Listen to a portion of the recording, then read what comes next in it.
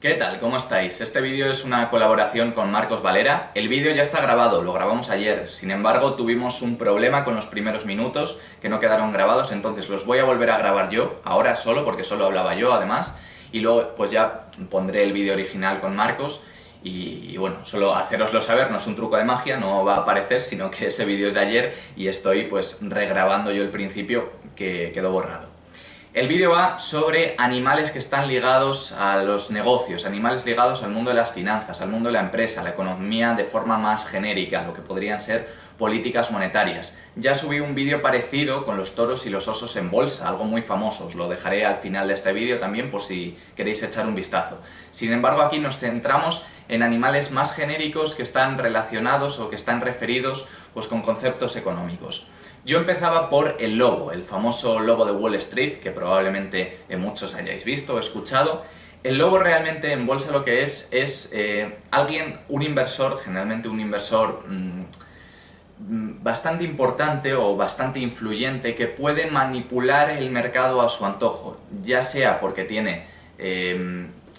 relaciones o tiene contactos para manipularlo o tiene gente a la que influenciar o porque tiene herramientas o mecanismos con lo que hacerlo. De esto también tengo un vídeo de probablemente lo que ha sido la manipulación bursátil más importante de la historia, que es la manipulación de Navinder Sarao, os la dejaré por aquí.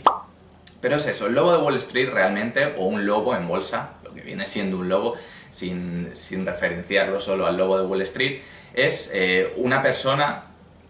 puede ser un particular o ya hablamos de alguna entidad más importante, que puede manipular o que manipula el mercado a su antojo de forma poco ética, llegando incluso a transgresiones legales. No es, digamos, lo que entendemos como un fondo de inversión, que sí que es cierto que mueve mucho volumen en el mercado, que puede no manipular, sino mover el mercado a su antojo, pero por el volumen de contratación que tiene, sino que en este caso el lobo lo que hace es, como he dicho, pues manipularlo, ya sea con ciertos tipos de engaños o con ciertas herramientas que hacen mover el mercado, pues eso, de forma poco ética, de forma poco legal. Luego hablaba de las ovejas. Las ovejas, pues es todo lo contrario, es gente que se deja influenciar, es gente pues que invierte en rebaño, con esa mentalidad de las ovejas, ¿no? Gente pues que lee algo en las noticias o que se lo cuenta a un amigo que sabe un poco más y se meten en bolsa, se meten a invertir, pero realmente no tienen idea de lo que están haciendo, ¿no? Es gente pues que invierte por corazonadas, por reacciones emocionales, porque creen que algo va a estar muy bien, pero realmente no han hecho un análisis ni técnico ni fundamental, no saben nada de esa empresa o de ese activo que van a negociar, pero simplemente se lo han dicho, lo han escuchado, lo han leído en un post de un pseudo inversor y entonces pues ya invierten ahí sin saber lo que está pasando. Entonces las ovejas, pues justo las que se dejan engañar por los lobos, esa gente pues que compra en rebaño, que compra todo lo que se está comprando, lo famoso, que invierte de oídas, ¿no? Lo que es famoso en ese momento, lo que se dice que es bueno es en lo que van a invertir las ovejas, esos inversores. Y luego están los cerdos, que son muy parecidos a las ovejas, no hay que confundirlos, porque las ovejas generalmente no tienen un plan de inversión, invierten, no tienen una estrategia, por así decirlo, invierten simplemente, como digo, de oídas, por corazonadas. Sin embargo, los cerdos sí que tienen una estrategia, sí que tienen un plan, pero muchas veces lo rompen, no lo respetan, es decir, si un cerdo tiene una estrategia de inversión y esa estrategia sale mal, en vez de cerrar la operación, la deja. Y se les llama cerdos a esos inversores pues por ese carácter de avaricia, de codicia con el que siempre se relaciona al cerdo, a las huchas de los cerditos. Y es precisamente por eso, ¿no? Porque son, a diferencia de las ovejas, inversores que sí tienen un plan, pero que cuando se rompe ese plan, siguen en el mercado y hacen otra cosa. Es decir, pueden cambiar el plan porque lo que no quieren es perder ni un solo céntimo. Entonces son capaces de dejar la inversión durante años, a ver si eso se recupera, porque lo que no quieren es perder un céntimo. Es gente que sabe lo que está invirtiendo, pero que si sale mal, por algún casual, pues lo va a dejar. Estos son los 3 animales que yo había hecho. Ahora sí, os dejo con el vídeo original. Hasta ahora. Luego, por la parte de la empresa, que sobre esto además tengo un vídeo que os dejaremos por aquí arriba también, yo no sé qué lado de los dos es. Es por aquí, Perfecto. Que son unicornio y gacela, aunque hay otros nombres, tipo elefante y demás, pero bueno, unicornio y gacela son los más famosos, unicornio yo diría que el que más, de hecho, y por lo general suelen ser startups tecnológicas que tienen una valoración de más de 1.000 millones, o sea, las míticas que crecen muy rápido, como pueden ser Uber, todo este tipo de empresas. Y Gacela va un poco por el mismo lado, pero ya tiene más que ver con el rápido crecimiento, no con la valoración. O sea, sí que está hablando obviamente de empresas medio grandes, creo que era más de medio millón de cifra anual, pero sobre todo hace referencia a que son de más rápido crecimiento, rondaba el 20% de crecimiento anual. Y luego también, aunque suele tener que ver con empresa, también tiene que ver con economía mucho, que es el cisne negro, que es un concepto que desarrolló de hecho este autor, Nassim Nicolás Taleb, que justamente escribió un libro sobre esto, además es muy buen autor, lo recomiendo. Y el cisne negro básicamente habla de un hecho que se dio cuando fueron a Australia y descubrieron por primera vez los cisnes negros, que pensaban que no existían hasta ese momento. Entonces es como un hecho que se puede dar, como decía, en economía, en empresa, en cualquier situación, incluso en relaciones personales o en psicología,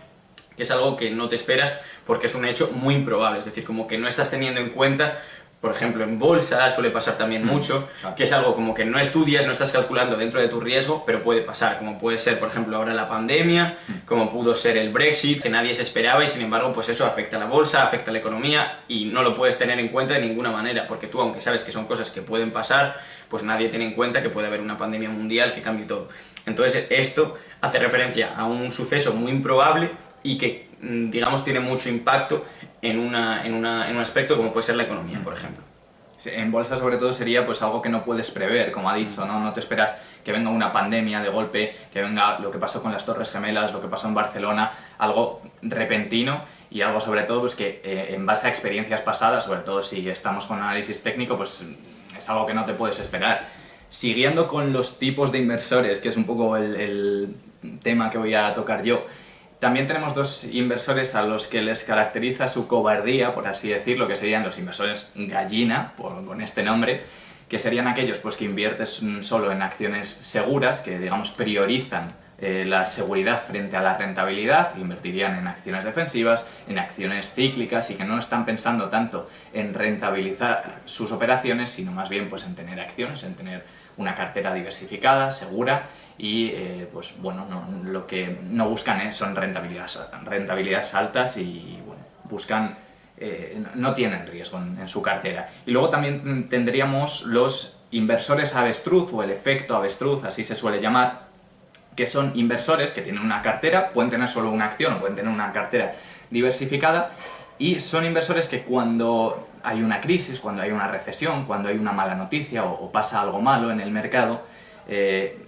entierran la cabeza debajo del suelo, debajo de la arena. Esto es una cosa que se supone que hacen las avestruces, que es un mito porque no lo hacen realmente, pero se supone que las avestruces pues, son cobardes y cuando tienen miedo entierran la cabeza en el suelo porque ellas se piensan que no las van a ver, ¿no? Esto es lógicamente mentira, pero el efecto avestruz consiste en eso, ¿no? Que un inversor tiene unas acciones, tiene unos activos y cuando escucha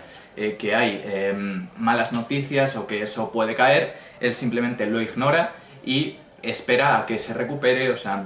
pasa completamente de lo que tiene, no lo mira, simplemente deja que fluya y que pase el tiempo y a ver si eso se recupera. Sí, luego tendríamos por otro lado, ya en temas económicos puramente, los tigres asiáticos, que bueno, se habla de 7, se habla de 6, yo voy a mencionar 4 en concreto, que para mí fueron los que más crecimiento tuvieron y los más notorios, que son ahora de memoria, los digo, Taiwán, Singapur, Hong Kong y Corea del Sur, sobre todo pues eso, entre los años 60 y 90 tuvieron una rápida industrialización, la globalización obviamente afectó mucho a esto, la deslocalización de empresas y en cuanto al sector pues, tecnológico también repuntaron bastante, todos además relacionados mucho con el tema del índice de libertad económica, también junto al tigre celta que es Irlanda, que yo estuve allí un año. Y no sé si tú ibas a mencionar también el tigre nórdico. El de Islandia, sí, el de Islandia que fue desde 2000 hasta 2008 también. Bueno, pues serían economías de rápido crecimiento, ya sea pues bueno, porque son economías quizás algo subdesarrolladas, que pegan el pelotazo, o economías que en un momento dado pues se desarrollan muy rápido. Luego también lo de los tigres, hay gente que los llama dragones, sobre todo los asiáticos, ¿no? Tigre, dragón, animales asiáticos, pero dragón también hay gente que llama a las empresas unicornio, sobre todo algunas empresas dragón, que serían pues las empresas que creo que son las que consiguen un 100% de rentabilidad en un año, algo así, sería muy similar a las empresas unicornio. Sí que es cierto que a nosotros nos gusta más pues reservar el término de dragón o el término de tigre para esto que acabamos de comentar, y a las empresas de bueno, un crecimiento acelerado, a las empresas más tecnológicas, pues llamarlas unicornio y eso. Sí, además Irlanda y todos estos países que mencionábamos, pues son países que, por ejemplo, los asiáticos eran más en los años 60-90, Irlanda ya estamos hablando de los 90-2000, igual que Islandia, y yo pensando un poco en España, que por cierto se me acaba de venir a la mente, los llamaban países PIGS, y se siguen llamando países PIGS, que son Portugal, Italia, Grecia y España, porque yo estuve pensando un poco qué animal se asociaba con España, y el que nos vino a la mente fue el tema de los fondos buitre, que en España además se habló mucho con la crisis hipotecaria, con la crisis de suelo, todo esto, porque fueron, aunque realmente se utilizó mucho para el tema del politiqueo, pero eran un tipo de fondos de inversión, sobre todo, que invertían, ya sea capital riesgo o comprando deuda pública y demás, sí, sobre todo en países que estaban al borde de la quiebra, empresas que estaban al borde de la quiebra, compraban también pisos de bancos, como mucho más arriesgado, y entonces como que se le adjudicó mucho el papel del tema de desahucios y todo eso, pues al tema de los fondos buitre, aunque realmente en volumen eran muy pocos fondos los que hacían eso. Claro, buitre por ese aspecto carroñero, ¿no? De ir a coger lo que ya nadie quiere, serían incluso pues activos con mucho riesgo de impago. Por seguir con más tipos de inversores, también tendríamos los tiburones y los peces. Yo creo que esto sí que lo conoce más gente, lo que se llama en bolsa manos fuertes y manos débiles. Las manos fuertes, los tiburones, serían pues los fondos de inversión, los bancos, las grandes entidades financieras, los brokers también muy grandes que operan. Y los peces pues seríamos más pues, particulares como nosotros. Se dice tiburones y peces porque se supone que el tiburón se va a comer a los peces que no saben por dónde van en la bolsa, los tiburones se los comen, y sí que es cierto que hay peces más avispados que siguen el movimiento del tiburón y bueno, pues consiguen que no se los coma el tiburón. Esto también se ha hablado, hay gente que lo llama leones y gacelas a los tiburones y a los peces. De hecho, tú te leíste, me parece, el libro de Leones contra Gacelas. Es un libro en el que también se comentan estos términos. A los tiburones se les llama leones, como los reyes de lo que sería el parque financiero,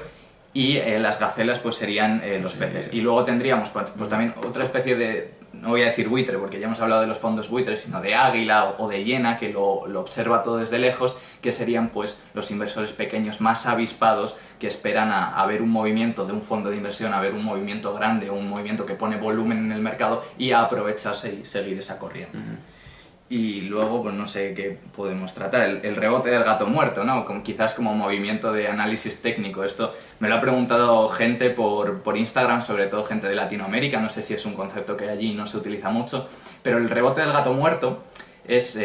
bueno, pues eso es un movimiento que pasa en análisis técnico, que es cuando hay una caída brusca en el precio de una acción, en el precio de un índice de cualquier activo, hay una caída brusca, y después de esa caída brusca hay un repunte momentáneo en el precio, ¿no? Entonces vemos una caída muy brusca, una caída muy abrupta, y luego un pequeño repunte que, como digo, es momentáneo, y luego vuelve a caer. Una caída que puede llegar pues, hasta ese mismo suelo que ha dejado la primera caída, o incluso bajar todavía más. Se llama rebote del gato muerto, intentando hacer un símil o una metáfora como si tirásemos un gato, pues no sé, desde un ático, desde un piso muy alto, el gato cae, rebota, pero el gato pues eso, ya está muerto y vuelve a caer, ¿no? Es pues eso,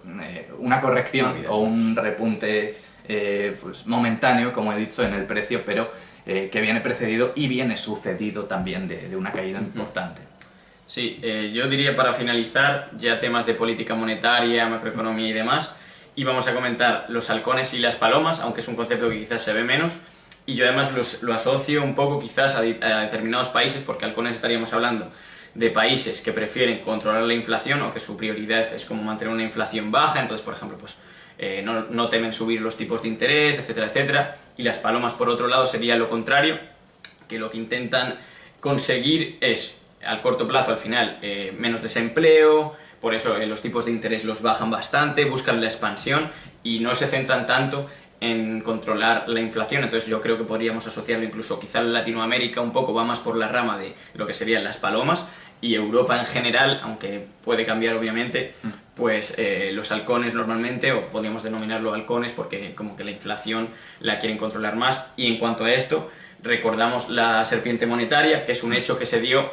si no me equivoco, lo estábamos comentando antes, en los años 70, en el año 72, con Bretton Woods se dejó de utilizar el patrón oro, entonces se empezaron a variar los tipos de cambio, sobre todo los del dólar, y entonces la Unión Europea, que por aquel entonces no estaba formada, Comunidad Económica Europea y demás, dijo, vale, pues lo que vamos a hacer es intentar seguir una franja el dólar, o sea, el tipo del dólar. O sea, que lo que hicieron fue como crear una franja alrededor del tipo de cambio del dólar, y por eso esa forma, cuando subía, pues iban las franjas moviéndose con el tipo del dólar, y esa forma daba un aspecto de serpiente, aunque realmente al final no resultó ser muy efectivo y se cambiaron a otro tipo de políticas monetarias.